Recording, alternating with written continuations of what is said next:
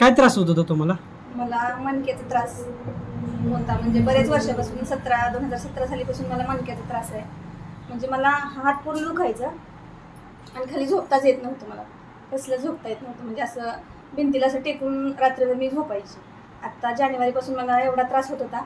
मी MD doctor पण केले, पण त्यांचा काहीच मला फरक झाला नाही. आत्ता जूनमध्ये एवढा त्रास झाला मला की तेव्हा मला इथं यायचं नव्हतं. म्हणजे इथं आमच्या एका गावातील जवळच्या लोकांनी जर आम्हाला कोणत्या गावात आला तुम्ही? आम्ही सापूरून आलोय आणि त्यांनी पत्ता सांगितला. त्यांनी इथं आणलं. मला यायचं नव्हतं, जबरदस्तीने मी इथं आले आणि मला पहिल्याच मसाजमध्ये चांगला फरक वाटला. म्हणजे येताना मी नाराज होऊन आलेली इथं की मला कुठंच फरक पडत नाही आणि इथं काय पडणार आहे म्हणून, आणि आली. आणि जाताना मी म्हणजे आनंदात गेली की माझं पूर्ण शरीर असं हलत सुद्धा नव्हतं. मान वगैरे अशी पाठीमागं जात नव्हती आणि मला चालताना हा उजवा पाय पूर्ण दुखायचा, गुडघ्यातून खाली कंबर वगैरे सगळी दुखायची आणि हा त्रास मला होत होता.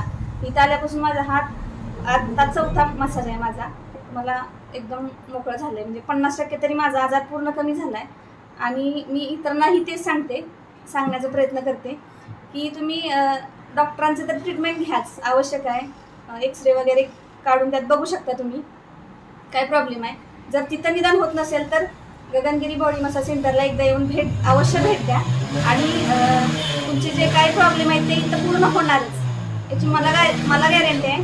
मी तुम्हाला गॅरंटीने सांगते इथं फरक हा तुम्हाला जाणवतो. आम्ही जिथं जातो सत्संगमध्ये तिथं सांगितलं होतं की हे शरीर हे पंचतत्वाचं आहे, जे 5 धातूपासून बनलेलं आहे. जीव, आकाश, वायू, अग्नी यापासून हे शरीर बनलेलं आहे. हे पंचतत्वाचं शरीर एक तरी दिवस असा येणार आहे की ते शरीर निराकारात विलीन होणार आहे. परंतु जोपर्यंत आहे तोपर्यंत हे घर भाड्याचं आहे आणि ते व्यवस्थित सांभाळायचं काम आपलं. जसं आम्ही सत्संगमध्ये इतर ठिकाणी ऐकतो की तन मन धन देवाची देणगी आहे. तन जरी आपलं असलं तरी ते आपल्या हातामध्ये नाही. कारण आज माझं मणक्याचा त्रास हा मला होतोय, पण जर माझं असता हे शरीर तर हे ते दुखलंच नसतं. मन तसंच आहे, चंचल आहे मन. हे मन चंचल का आहे? जर माझं असतं तर कुठे भरकटलंच नसतं, एका ठिकाणी स्थिर राहिलं असतं. आणि हे धन जे कमवत आहे आपण ते आज कितीही कमवलं तर या शरीराच्या पुढं शरीर ही संपत्ती आहे. तुमच्याकडे कितीही धन असलं तर ते धन तुमच्या काही उपयोगाचं नाही जोपर्यंत हे शरीर तुमचं चांगलं आहे. समजा बघा, हे 3.5 हाताचं शरीर आहे.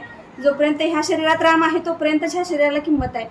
जेव्हा ह्या शरीरातून राम निघून जाणार आहे त्यावेळेला ह्या शरीराला बॉडी म्हणून संबोधलं जाणार आहे. तर खरंच तुम्ही एक वेळ या, गगनगिरी बॉडी मसाज सेंटरला भेट द्या आणि तुम्ही तुमच्यासुद्धा जीवनाचा इहलोक आणि परलोक सुखी करून घ्या.